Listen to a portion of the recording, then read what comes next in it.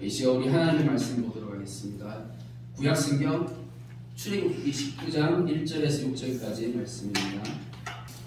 오늘은 제사장 나라라는 제목을 가지고 우리가 오늘 이렇게 출애굽기 19장의 말씀을 나누도록 하겠습니다. 1절 말씀 보니까 이스라엘 자손이 애굽 땅을 떠난 지 3개월이 되던 날 그들이 시내 광야에 이르니라. 여기서 3개월이 되던 날이라는 것은 3월 1일을 얘기하는 것입니다. 셋째 달 첫째 날. 그래서 이스라엘 백성들이 출애굽을 했는데 언제 출애굽을 했죠? 며칠 날 출애굽했습니까? 6월절이 지나고 1월 15일 날 출애굽해서 그래서 3월 1일이 되었으니까 며칠 지난 거예요? 한 달이 30일이거든요. 그래서 45일 정도가 지나는 겁니다. 45일 정도가 지나게 되면 이스라엘 절기가 있는데 그 이스라엘 절기 가운데 6월절 지나서 한 45일쯤 지나면 어떤 절기가 다가오게 됩니까? 오순절이 다가오고 이게 거의 구약시대 때 77절이라고 했잖아요. 그죠? 77절이고 오순절 기간이 다가오게 됩니다. 그때에 이스라엘 백성들이 시내산에 거기 들어가게 되는 거예요. 그래서 이제 말씀에 그들이 르비딤을 떠나 시내 광야에 이르러 그 광야의 장막을 치되 이스라엘이 거기 산 앞에 장막을 치니라 라고 하는데 거기 산이 어디예요? 바로 시내산이죠. 네, 그렇습니다. 자, 이게 우리가 저기 교회를 오랫동안 다녀도 시내산에 대해서 좀 잘못 알고 계시는 분들이 되게 많거든요. 성경책 같은 데 보면 이제 교회 지도가 막 나오잖아요. 그죠? 이 지도 같은 데 보면 시내산 위치가 어디냐면 시내반도에 있어요. 그런데 이제 이 시내반도 해가지고 이렇게 쭉 시내산까지 내려갔다가 이제 올라가는 그런 경로로 저런 식으로 걸어져 있습니다. 대부분 그렇게 걸어져 있는데, 근데 이게 잘못된 출애굽 경로예요. 왜 잘못됐냐면요, 저 시내반도가 이집트 땅이에요. 그래서 애굽 땅이거든요. 그래서 출애굽이라는 것은 애굽 땅을 떠나야지 출애굽이 되는 거잖아요. 애굽 땅 안에 있으면 어떻게 돼요? 출애굽이 안 되잖아요. 그래서 근데 저 땅이 지금만 그런 것이 아니라 옛날부터 지금까지 여전히 계속 시내반도는 지금도 이집트 영토고 고대에도 이집트 영역이었어요. 진짜 시내산은 사우디아라비아에 있어요. 저기 지도를 보시면 사우디아라비아에 가면 라오즈산이라고 있습니다. 저기 가면 진짜 시내산이 있는데, 그래서 이스라엘 백성들이 고센 땅을 떠나서 이렇게 누웨이바라는 이렇게 큰 해변가가 있어요. 시내반도에 가면 그 누웨이바라는 그 큰 해변가에서 이렇게 모여 있다가 그리고 거기서 홍해바다가 갈라졌는데 이 누웨이바라는 이 지명 자체가 모세가 물을 가르고 지라는 뜻이에요. 지금도 거기 가면 이제 누웨이바라는 이름 사용하고 있는데 그 지명을 그대로 사용하고 있어요. 가면 어떤 그런 증거들이 남아 있습니다. 그리고 가면 이 라오즈산이 엄청 높아요. 어느 정도 높냐면 2,500m 정도 됩니다. 2,500m가 얼마나 높은지 잘 감이 안 오시죠? 우리나라 백두산이 2,500m 정도 됩니다. 그러니까 백두산하고 거의 비슷한 높이에요. 자, 그런데 이 라오즈산을 딱 가서 보면 신기하게도 이 산의 꼭대기가 새까매요. 왜 새까만 줄 아세요? 예, 옛날에 하나님이 이 시내산 꼭대기 임재하실 때 그때 불 가운데서 임재하셨어요. 그래가지고 그 산 꼭대기가 새까맣게 탄 게 지금도 그대로 이게 남아있어요. 사진 보시니까 표현하죠. 그죠? 예. 그래서 그림으로 보면 훨씬 더 이해가 잘 되실 겁니다. 그림으로 보시면 이 시내산이 있는데 그 시내산 꼭대기에 하나님께서 이렇게 불 가운데서 임하셨고, 그리고 이 백성들은 이스라엘 백성들은 그 시내산 앞에 넓은 이 들판에서 광야에서 이렇게 하나님을 마주 대하게 돼 있는 지금 이제 이 상황이 이런 상황이에요. 자, 이런 상황. 자, 이런 상황에서 출애굽기 3장에 보면 이런 말씀이 있습니다. 12절에 하나님이 이르시되 내가 반드시 너와 함께 있으리라. 네가 그 백성을 애굽에서 인도하여 낸 후에 너희가 이 산에서 하나님을 섬기리니 이것이 내가 너를 보낸 증거니라. 아멘. 그러니까 모세가 원래 저 미디안 땅, 저기가 미디안 땅이거든요. 그러니까 저 미디안 땅 시내산에서 그 근처에서 양을 치고 있었어요. 양을 치고 있다가 하나님의 그 부르심을 받고 모세가 저기서 하나님이 너 애굽으로 가서 이스라엘 백성들 출애굽시켜. 이렇게 하나님께서 명령하셨잖아요. 그때 모세를 어떻게 했어요? 못 간다라고 계속 하나님 앞에 못한다 했는데, 그런데 하나님이 보내셨죠. 기어코 보내셨죠. 기어코 보내시면서 하나님께서 이렇게 말씀하신 거예요. 내가 증거를 하나 보여줄게. 그 증거가 뭐냐면 네가 이스라엘 백성들 데리고 여기 와서 나를 예배하게 될 거야. 그러니까 이 모세가 이제 이스라엘 백성들을 출애굽 시켜가지고 지금 이 하나님 앞에 그 시내산에서 하나님 임재 앞에 딱 선 거예요. 어떤 생각 들겠어요? 하나님의 이 약속이, 이 증거가 기억나지 않겠습니까? 그죠? 하나님의 증거가 기억나요. 아마 그때 이 모세가 어떤 마음 들었을까요? 자기가 하나님 앞에 하나님 나 진짜 못해요. 하나님 못한다니까요. 막 이렇게 했던 그 모세의 그 이렇게 거부했던 그 마음, 그 모습이 자기 자신이 했던 그 모습이 생각나요, 안 나요? 당연히 생각나겠죠. 3절 말씀에 모세가 하나님 앞에 올라가니 여호와께서 산에서 그를 불러 말씀하시되, 모세가 이제 하나님이 올라오라 하니까 두말하지 않는 거예요. 그죠? 두말하지 않고 올라가는 거예요. 왜요? 하나님께서 모세에게 증거를 보여주셨잖아요. 네가 이 이스라엘 백성을 출애굽해서 여기 내 앞에 이 산에서 와서 예배하게 될 거야. 그 증거를 딱 보여주시니까 모세는 이제 어떻게 해요? 꼼짝 말한 거예요. 하나님 말씀하시면 거부할 수가 없는 겁니다. 그냥 올라갈 수밖에 없는 거예요. 올라와. 어디까지요? 정상까지. 2,500m 되는 그 산 꼭대기까지 모세는 올라가게 됩니다. 그러면서 하나님이 이 모세에게 그렇게 말씀하십니다. 내가 애굽 사람에게 어떻게 행하였음과 내가 어떻게 독수리 날개로 너희를 업어 내게로 인도하였음을 너희가 보았느니라 하면서 하나님께서 이 이스라엘 백성들을 애굽에서 출애굽해가지고 지금 그 홍해 바다를 건너서 시내산까지 이렇게 데려오는 그 과정을 너희가 다 보았다. 그런데 이 과정을요 하나님께서 어떻게 표현하셨냐면 이렇게 표현하셨어요. 독수리 날개로 업었다라고 이렇게 표현하셨어요. 무슨 말이냐면 독수리가요 새끼를 키울 때 이 독수리가 이 높은 곳에 둥지를 두는 거예요. 그래가지고 그 미국에 가면 그 콜로라도에 가면 엄청 그 높은 그 계곡들이 많은데 그 높은 그 계곡들에서 그 꼭대기쯤에 이렇게 이제 이 독수리들이 둥지를 들어가지고 있다가 이 새끼들이 좀 자라가지고 이 날개 이제 깃들이 생기면 좀 날만하다 싶으면 그러면 독수리가 이제 그 둥지를 다 풀어 헤쳐버려요. 그러고 난 다음에 그 새끼들을 그 높은 곳에서 떨어뜨리는 거예요. 그러면은 새끼들이 살기 위해서 막 이렇게 날개짓을 하잖아요. 자, 그때 처음 하면 이게 새끼가 날 수 있어요, 없어요? 못 날죠. 그러니까 이제 떨어지려 할 그때에 이 독수리가 새끼를 엎는 거예요. 날기 위에다. 엎어가지고 다시 올라가서 또 떨어뜨리고 이거를 몇 번 반복하면서 이 새끼가 나는 법을 익히게끔 만드는 거죠. 하나님께서 이스라엘 백성에게 이렇게 독수리를 기호하셔가지고 내가 너에게 이렇게 은혜를 베풀었다는 거죠. 하나님께서 이스라엘 백성들에게 이렇게 행하신 거예요. 이게 은혜인 거예요.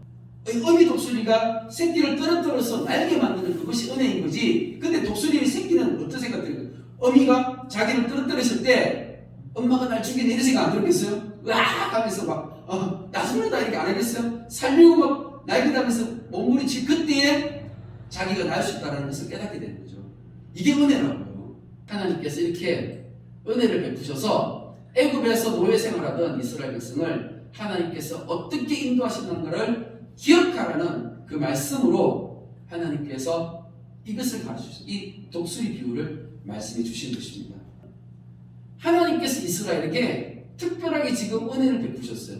5절 말씀에 세계가 다 내게 속하였나니 너희가 내 말을 잘 듣고 내 언약을 지키면 너희는 모든 민족 중에서 내 소유가 되겠고 라고 말씀하시는데요. 사실 이거 굉장히 당연한 말씀이거든요. 왜냐하면 하나님께서 온 우주 만물을 만드셨고 하나님께서 사람을 만드셨으며 하나님께서 모든 나라와 민족을 만드셨어요. 그러니까 세계가 하나님께 속하신 것은 당연한 거 아닌가요? 근데 당연한 건데 당연하지 않은 거예요. 왜요? 모든 나라 모든 민족이 하나님을 다 찬양하고 하나님을 예배합니까? 그렇지 못한 거예요.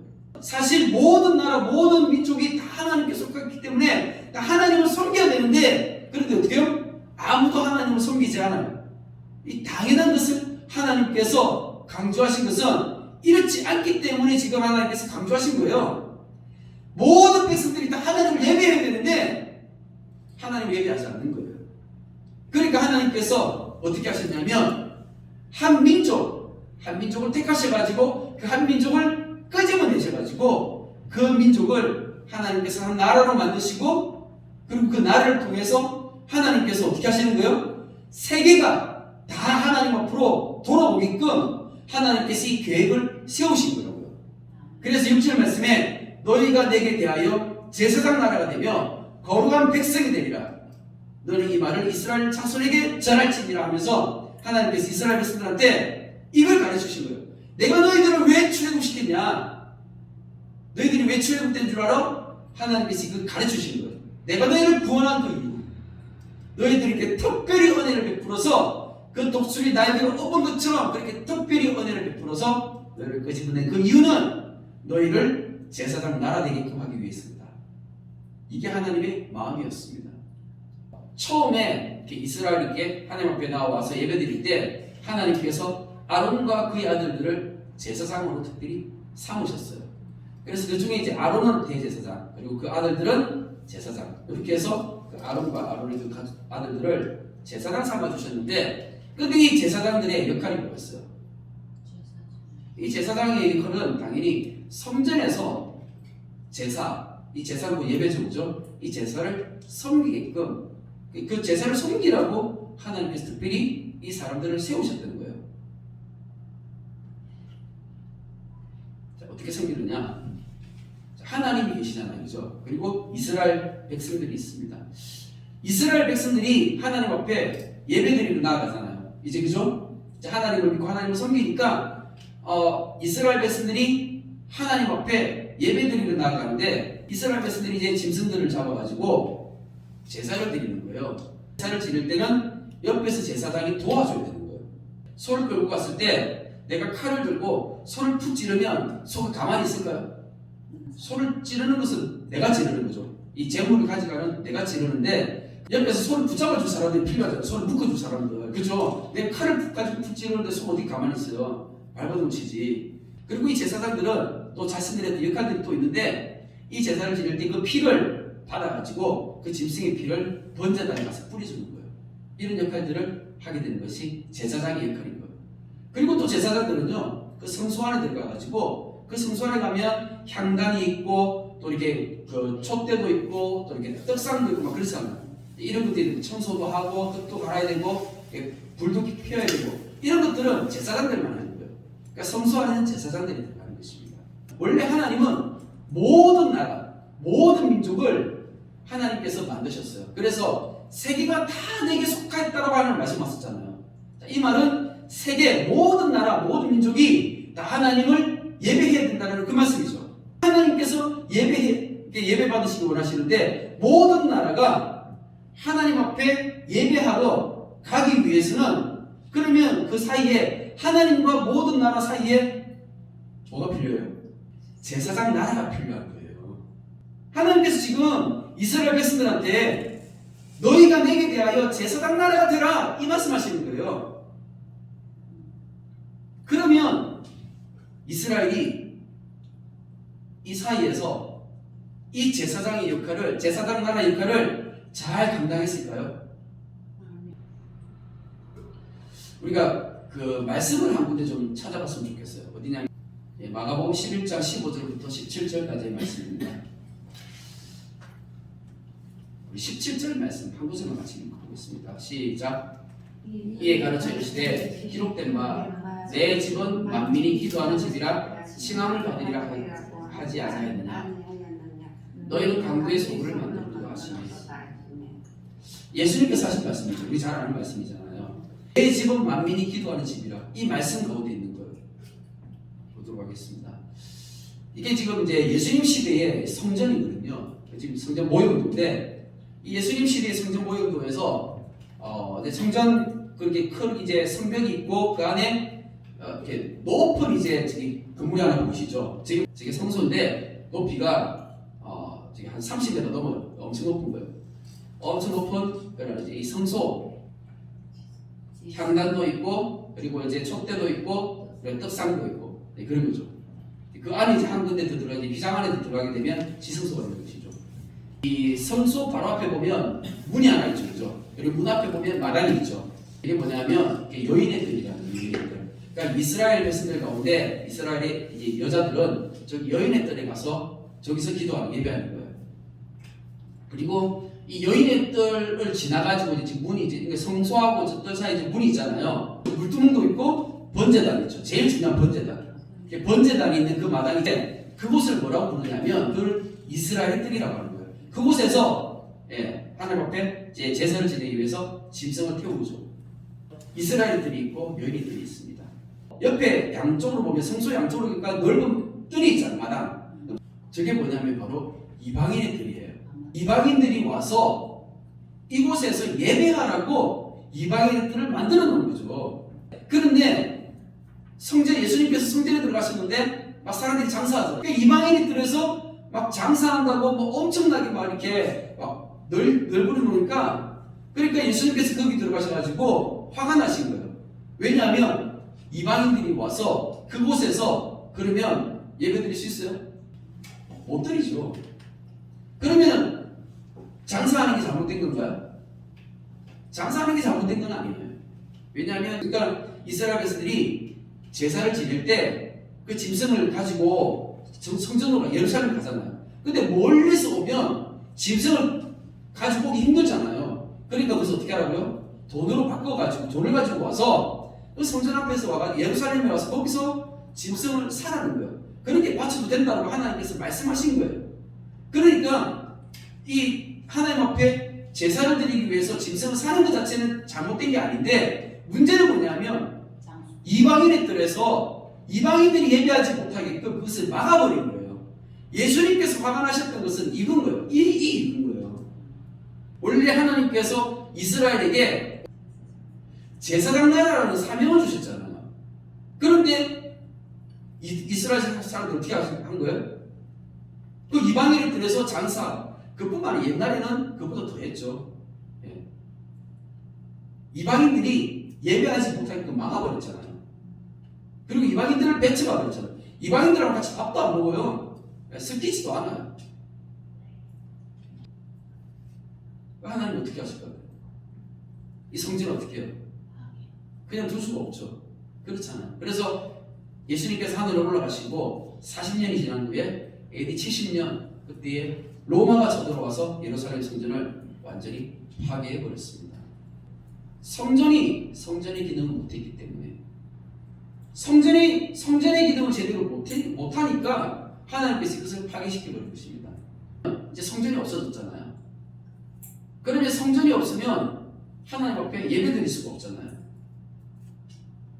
성전이 없기 때문에 하나님을 예배할 수 없는 그때에 하나님께서는 미리 준비하셨죠. 어떻게 해요? 하나님께서 미리 성전을 준비하셨습니다. 어떻게 준비하셨습니까? 우리 고린도전서 3장 16절 말씀 같이 한번 읽어보겠습니다. 시작. 너희는 너희가 하나님의 성전이들과 하나님의 성령이 너희 안에 계시는 것을 알지 못하느냐. 아멘. 예수 그리스도께서 십자가에서 죽으심으로 인해서 그래서 이제 예수 그리스도를 통해 예수님을 따르는 무리들이 생겨났죠. 그 예수님을 따르는 그 무리들이 이제 교회가 되었고 그 교회를 하나님께서 뭐라고 부르시는 거예요? 성전이라고 부르시는 거예요. 왜냐하면 하나님의 성령이 교회 가운데 임하시기 때문인 것입니다. 하나님의 성령이 교회 가운데 임하시니까 그래서 성령을 모시고 있으면 성령이 그 안에 있으면 성령이 임재해 있으면 하나님의 성전이 되는 거예요. 하나님의 성전이 되는 것입니다. 그러면 우리 주님의 교회 안에는 하나님의 성령께서 임재해 계십니까? 아멘. 믿으십니까? 아멘. 아멘. 우리 하나님의 성령께서 우리 주님의 교회 가운데 임재해 계십니다. 저는 믿습니다. 아멘. 베드로전서 2장 9절 말씀에 이런 말씀이 있습니다. 그러나 너희는 택하신 족속이요 왕같은 제사장들이요 거룩한 나라요 그의 소유가 된 백성이니 이는 너희를 어두운 데서 불러내어 그의 기이한 빛에 들어가게 하신 이의 아름다운 덕을 선포하게 하심이라. 이 말씀을 통해서 우리가 잘 아는 말씀이잖아요. 왕같은 제사장들이 됐어요. 우리 보고 우리 교회를 보고 거룩한 나라라고 했어요. 그래서 우리가 바로 이제 제사장이 된 거예요. 우리가 제사장이 된 거예요. 그러면 우리가 제사장이 됐다는 말은 어떤 말이죠? 우리가 그러면 뭘 해야 되죠 이제? 자, 한번 생각해 보세요. 이스라엘 백성들을 하나님께서 출애굽시키셔가지고 그들에게 너희는 이제 제사장 나라가 되어야 돼 하면서 제사장 나라에 소명을 주셨는데, 자 그러면 이 제사장 나라의 역할이 뭐였어요? 다른 모든 나라, 모든 민족을 어떻게 해요? 하나님께로 예배하는데, 인도하는데 중재자 역할을 했던 것이 이스라엘이었죠. 그렇잖아요. 그게 제사장 나라의 역할이잖아요. 그러면 이제는 그 이스라엘을 하나님께서 흩어버리셨어요. 성전을 파괴시켜버리고, 그리고 하나님께서 그걸 이제 할 수 없게끔 막아버리셨어요. 그리고 어떻게 해요? 교회에다가 그 일을 맡겨주신 거예요. 그래서 교회가 먼저 믿는, 예수 그리스도를 따름으로 먼저 믿는 자들이 이제 뭐가 된 거예요? 제사장이 된 거예요. 우리가 이제 제사장이 된 거예요. 그럼 우리의 역할이 뭐예요? 우리가 이제 무슨 일을 해야 되는 거예요? 세상의 모든 사람들을 내가 먼저 믿었으니까 아직까지 하나님 모르는 사람들, 하나님 알지 못하고 하나님 예배하지 않는 그 사람들은 어떻게 해요? 그 사람들을 하나님 앞으로 인도하는데 내가 중재자 역할을 감당하는 거예요. 내가 이제 그 사이에서 중재자 역할을 해야 되는 거예요. 이게 바로 내가 제사장 된 삶인 것입니다. 그러면 내가 이제 제사장이 되었으면 이게 뭐 어떻게 되죠? 어떻게 내가 많은 사람들을 그렇게 하나님 앞으로 인도할 수 있을까요? 무엇을 가지고 어떻게 해요? 내한테 그런 힘이 있습니까? 내한테 그런 능력이 있습니까? 없잖아요. 우리가 할 수 있는 일이 아니잖아요. 요한계시록 8장에 보면 이런 말씀이 있습니다. 3절 말씀부터 보겠습니다. 또 다른 천사가 와서 제단계 때 서서 금향로를 가지고 많은 향을 받았으니 이는 모든 성도의 기도와 합하여 보좌 금제단에 드리고자 함이라. 향연의 성도의 기도와 함께 천사의 손으로부터 하나님 앞으로 올라가는지라. 천사가 향로를 가지고 제단에 불을 담아다가 땅의 소돔에 우리와 음성과 번개와 지진이 나더라. 아멘. 무슨 말씀이냐면 이게 지금 하나님께서 요한에게 환상을 보여주신 거예요. 어떤 환상을 보여주신 거냐면 성도들이 지금 막 기도하는 거예요. 성도들이 막 기도를 하는데 성도들이 뜨겁게 하나님께서 받으실 만한 그런 기도를 하는데 그 기도를 하나님께서 지금 뭐로 표현하시느냐면 향로 안에 있는 향이라고. 그러니까 이게 향은 냄새가 나잖아요. 그죠? 그러니까 이 향로 안에서 향을 피우면 이렇게 냄새가 올라가는데 그 냄새가 하나님께 올라가신다는 거예요. 이 천사가 이 향을 이게 담아가지고 하나님 앞에 딱 갖다 드리는 거예요. 근데 이 향이 바로 성도의 기도인 거예요. 그러니까 하나님께서 이 향을 맡으시는 거예요. 이게 향을 맡는다는 것은 성도의 기도를 들으신다는 거죠. 그걸 들으시면 하나님의 마음이 어때요? 성도가 기도하는 그 기도의 소리를 하나님이 들었을 때 하나님의 마음이 움직이는, 하나님의 마음이 합한 그런 기도의 제목은 하나님의 마음이 동하는 거예요. 하나님의 마음이 움직이는 거예요. 그러면 어떻게 되냐면요, 이렇게 돼요. 제단에 불을 담아다가 땅에 쏟는다고 해요. 그러니까 하나님께서 그 기도에 대한 응답으로, 원래 구약시대 때 보면요, 하나님 앞에 짐승을 죽여가지고 제사를 드렸을 때, 그때 한번 구약시대 때 아브라함도 그렇고 보면 하늘에서 불이 내려와가지고 이 번제단위에 제단을 태우잖아요. 이거는 기도의 응답이거든요. 그 예배를, 그 제사를 하나님께서 받으셨다는 게 증거잖아요. 그 증거를 보여주시는 거예요. 하늘에서부터 불이 내려와서 그 제단에 이 불을 담아가 땅에다 쏟는다는 거예요. 그 기도를 응답해 주는데, 근데 이제 이게 우리 눈에 어떻게 보이시냐면 우레는 큰 소리잖아요. 그죠? 음성과 번개와 진, 그러니까 땅이 막 흔들리고 엄청난, 우리가 살아가는 이 세상이 흔들거리고 움직이고 땅에서 이게 보여지는 거예요. 우리가 기도하는 이게 응답이 하나님으로부터 와서 이게 들려지고 보여지는 거예요. 하나님께서 우리에게 그렇게 강력하게 역사하신다는 것을 말씀하시고 가르쳐 주시는 겁니다. 그럼 우리는 이거 기도해야 되죠. 생각해 보세요. 우리가 무슨 기도하겠어요? 우리가 무슨 기도하겠어요? 기도하면 우리 기도할 때 무슨 기도해요? 하나님의 마음을 내게 주십시오. 내가 하나님의 마음을 품고 내가 하나님의 마음으로 내가 기도하겠습니다. 오늘 우리가 아까 찬양하면서 그 기도했잖아요. 우리가 터키와 시리아를 위해서 오늘 기도했습니다. 이게 이 기도하는 것 자체가 하나님의 성령이 우리 교회 가운데 임하셨다는 증거예요. 왠지 아십니까? 하나님을 믿고 하나님을 섬기고 하나님의 마음을 아는 사람들이 그 기도하는데 그 기도하는 그곳에 하나님의 성령이 계시는 거예요. 그래서 우리가 그런 기도를 한다는 것 자체가 하나님의 성령이 이 자리에 가운데 계시는 거예요. 그러면 우리가 이 자리에서 지금 기도할 때 다 기도했을까요? 그 나는 모르죠. 진짜 마음을 담아서 기도한 사람도 있고 어떤 사람은 그냥 그 시간에 그냥 뭐 딴 생각하고 있는 사람도 있을 수 있고 그걸 알 수가 없죠. 나는 모르지만 누가 알아요? 하나님이 아시고 하나님께서 그 기도의 응답으로 이 땅을 흔들어 주신다는 거예요. 그러면 내가 그 기도에 대한 응답을 받게 되는 것이죠. 우리가 보게 되는 것입니다. 우리가 보고 믿는 거예요. 우리 하나님을 보는 겁니다. 하나님은 눈에 보이지 않지만 그 하나님의 역사는 우리 눈에 보여지게 되어 있어요. 우리 믿음으로 보는 거예요. 우리 주님의 교회 귀한 성도님들이 하나님의 역사를 믿음으로 볼 수 있기를 축복합니다. 우리가 하나님의 마음을 품고 기도하겠습니다. 죽어가는 영혼들을 위해 기도하겠습니다. 누구를 위해 기도합니까? 우리 가족들 중에 사랑하는 가족들 가운데 예수님 안 믿는 사람들 많잖아요.